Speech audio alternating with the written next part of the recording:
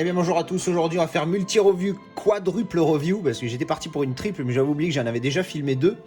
Alors je vais vous parler tout de suite de Red Sonja, que je viens juste de finir. Vous voyez, il y a encore il y a à peine le générique qui démarre là. Officiellement, je crois que je peux dire que j'ai vu le premier film que je vais qualifier de nanar. Alors pour ceux qui ne savent pas, en français, le titre c'était Kalidor. Donc bon, ce qui n'a aucun sens parce que l'histoire c'est à propos de Red Sonja justement et je vois pas pourquoi. Enfin bon bref, mais bon, Schwarzenegger ça se vendait mieux que Brigitte Nielsen à l'époque. Bref. Oh putain, ce nanar. Mais pour le coup il m'a plu. Alors c'est sûr que j'ai ce côté nostalgique parce que je l'ai vu minot. Et bon, alors ça me rappelait des souvenirs de l'époque et tout, mais oh là là, quel nanar. Alors là, officiellement c'est un nanar, hein, il n'y a pas à débattre. C'est pas un grand film, mais par contre quand je l'ai regardé, alors déjà impressionné par la qualité d'image. Alors j'avoue, film de 1985, j'avais 1 an, donc ça date, c'est pas d'hier. Mais la qualité d'image, putain, elle est propre. En Blu-ray, franchement, je m'attendais à un truc dégueulasse, machin, parce que j'ai vu celui-là la veille, et qui est 5 ans plus récent.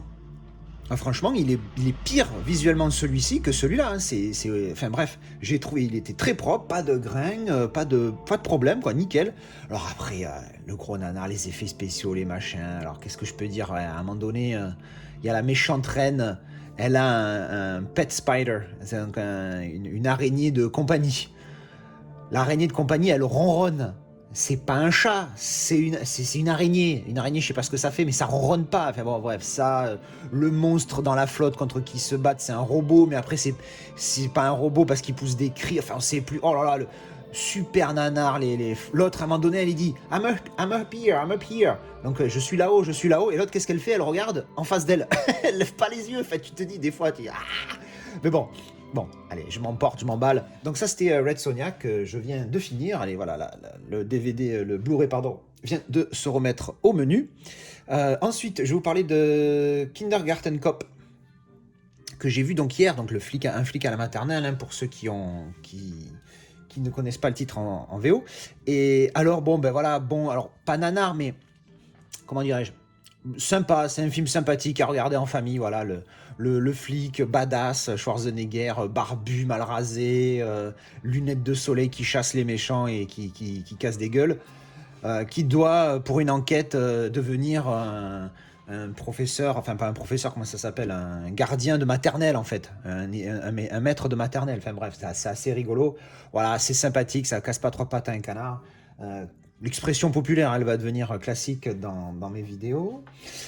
Et non, voilà, non, c'est sympathique, hein, voilà, donc grosso modo, vous avez l'histoire, voilà, c'est sympa, c'est rigolo, alors il y a plein les petits acteurs, les jeunes, alors il y en a, tu te dis, merde, je les ai déjà vus quelque part et tout, et c'est vrai qu'il y en a une, la gamine, là, je sais plus, j'avais regardé, je l'ai vu dans un autre film, et puis bon, c'est assez... Ah oui, en parlant de gamin, je reviens sur Red Sonja, dedans, il y a un petit jeune asiate qui joue, et je me dis, putain, lui, c'est pareil, il me dit quelque chose. Et j'ai vérifié sur IMDb, il joue, donc ça, c'était de 85, je crois que 10 ans plus tard, il joue dans, 92, je crois, 7 ans plus tard, il joue dans le Teenage Mutant Ninja Turtle 2, The Secret of Ooze.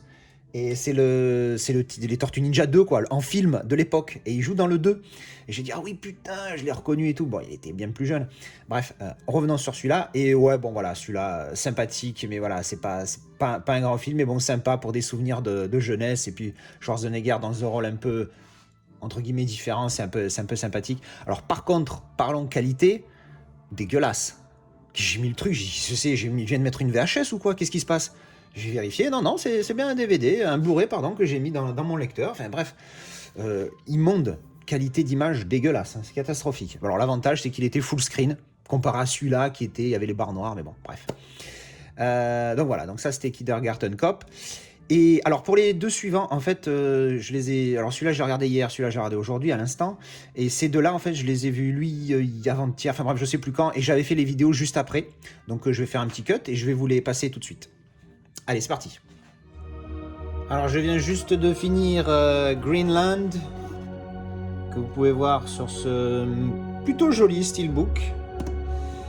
Alors, bah écoutez, je vais faire un petit avis. Moi j'aime bien les films un peu catastrophes comme ça, j'adore quand ça parle de comètes, d'astéroïdes, tout ça, c'est pour ça que Armageddon, Deep Impact, Astéroïde, tout ça, c'est des films ou des TV-films, parce qu'Astéroïde c'était un TV-film que j'aime beaucoup.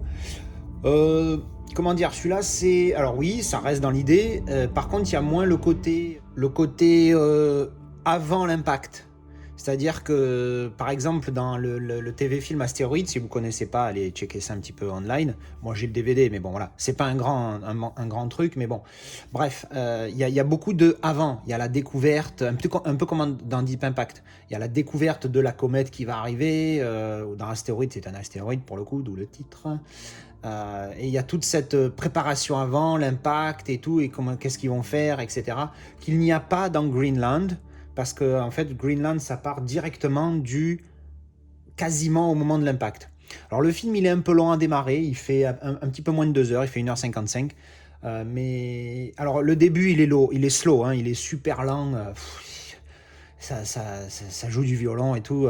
Voilà, bon, c'est normal. On crée une atmosphère entre Gérard Butler et sa femme et son gamin et tout. Donc, bon, voilà. Ça aurait pu être évité, mais bon, après, voilà, ça fait partie de... C'est comme ça qu'on fait des films, qui font des films, bon, bref. Donc, c'est comme ça. Mais voilà, sinon, il est un petit peu long à démarrer, mais après, c'est pas mal. Les effets spéciaux sont très bien. Bon, en même temps, c'est un film de 2020, et ça aurait été choquant autrement. Donc, les effets spéciaux sont pas mal. Il y a Scott Glenn dans le film. Scott fucking Glenn. Le mec, je l'ai à peine reconnu. Scott Glenn, qui est un des acteurs principaux...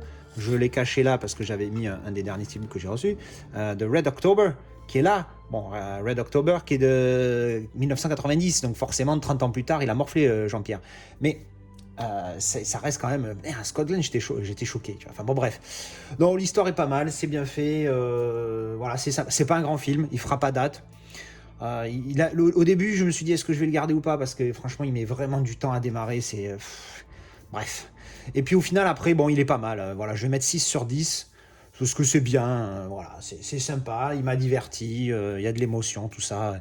Et l'actrice qui joue la femme de Gerard Butler, c'est une brésilienne, je me rappelle plus son nom.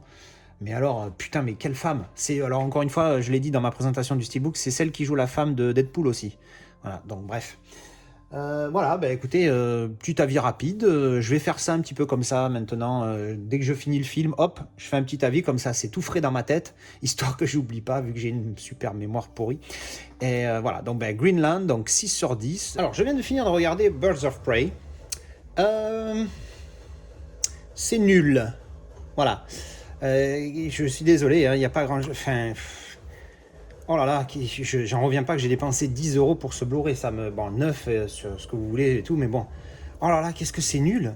J'ai mis 2 sur 10. Je vous explique pourquoi j'ai pas mis 1, sachant qu'il n'y a pas de 0 chez moi. J'ai pas mis 1 parce qu'il y a une idée. L'idée trash, l'idée un peu déjantée, tout ça, j'aime bien. Mais là, oui, c'est déjanté, mais c'est tout. Il n'y a pas d'écriture derrière, il n'y a rien. Dire, le dialogue sont dégueulasses. L'acting mauvais, voilà. Et puis non, mais on n'est pas accroché, on s'ennuie. C'est prévisible comme c'est pas permis. On a des scènes, on sait ce qui va se passer avant que ça se passe. Puis il y a des trucs qui se passent dans le film. J'ai pas envie de spoiler, mais il y a des trucs qui se passent dans le film, ça n'a aucun sens, tu vois, il n'y a pas de super-héros de tout le film, il n'y a pas de super-pouvoir, et puis d'un coup, à un moment donné, vers la fin, il y a un super-pouvoir qui sort comme ça, de nulle part, tu te dis, putain, mais qu'est-ce que c'est? Alors, déjà, Suicide Squad, j'avais trouvé ça pas top, j'avais mis 4, un gentil 4. Mais alors, Birds of Prey, c'est nul. C'est 2 sur 10, et encore, je dis juste, je mets 2 parce qu'il y a l'idée, quoi. Mais sinon, c'est bidon. Ah, peut-être il y a l'actrice, là, je me rappelle plus son nom, celle qui joue dans Gemini Man, qui est pas trop mauvaise, et bon, ça passe encore. Mais c'est vraiment histoire de trouver quelque chose. Oh putain, qu'est-ce que c'était. Le film fait 1h40, on a souffert en le regardant, ouais, parce que je l'ai vu avec mon pote, on a souffert en le regardant. Genre, en expiré, on était là, toutes les 5 minutes, enfin, on la pouvait plus, quoi. On a regardé jusqu'au bout, je sais même pas comment on a tenu, quoi. C'était nul, voilà. Donc... Non, même pas, j'ai envie de dire, si vous avez vraiment rien d'autre à foutre et que vous voulez vraiment voir la continuité de Suicide Squad, etc., allez, j'ai envie de dire, allez, why not, mais même là, c'est compliqué. Même là, c'est très compliqué. Donc voilà, ça, c'était mon avis sur Birds of Prey. Voilà, donc c'était mes avis sur Birds of Prey et Greenland. Donc bon, mais j'espère que ça vous a fait plaisir d'avoir ces petits avis. Ça peut motiver ou pas de voir certains de ces films. Donc ouais, on est vraiment dans des différentes DC Universe, films catastrophes, films de 85 à la Conan, film des années 90. Bon bref, c'est assez sympa de voir un petit peu ce florilège. Mais moi j'aime bien mélanger les genres et tout ça. Puis je fais un break des James Bond parce que là, overdose de James Bond, on va se calmer quelques jours et on finira les James Bond après. Donc voilà, bah écoutez, merci d'avoir regardé cette vidéo d'avis, j'espère que ça a été utile. Allez, merci d'avoir regardé et à bientôt.